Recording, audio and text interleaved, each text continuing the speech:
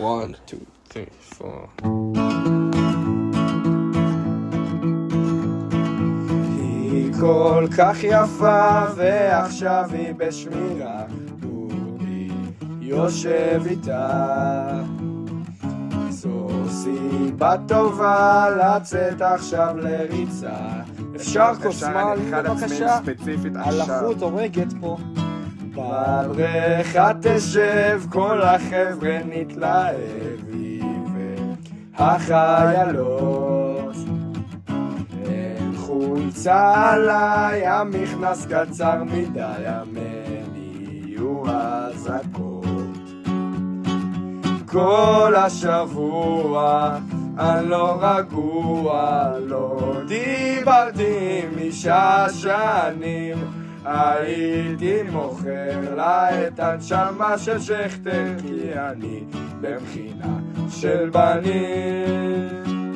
זה לא קורה רבות במכינות מעורבות, כמו מיצר לדוגמה, אורגיה גדולה מאוד.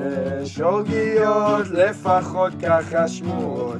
למה אני באתי לרעפה?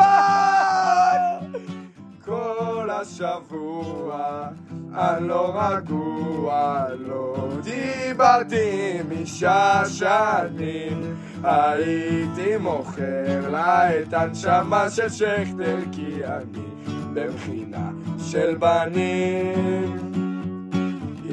התחלפה שמירה לרווקיה חזרה, והיא קצת נבוכה. למה נבוכה? מי כבר מסתכלים, כולה 50 בנים בדוק, רק אותי היא פשוט עשתה לי עיניים. מה לא? הסתכלה עליי. כל השבוע אני לא רגוע, מה כל כך מחרמן במדים, הייתי מזמין טלט צ'ייסרי במצפה, אבל אני במכינה של בנים. איי איי איי איי איי איי איי איי איי איי, אני במכינה רק בנים. בנים.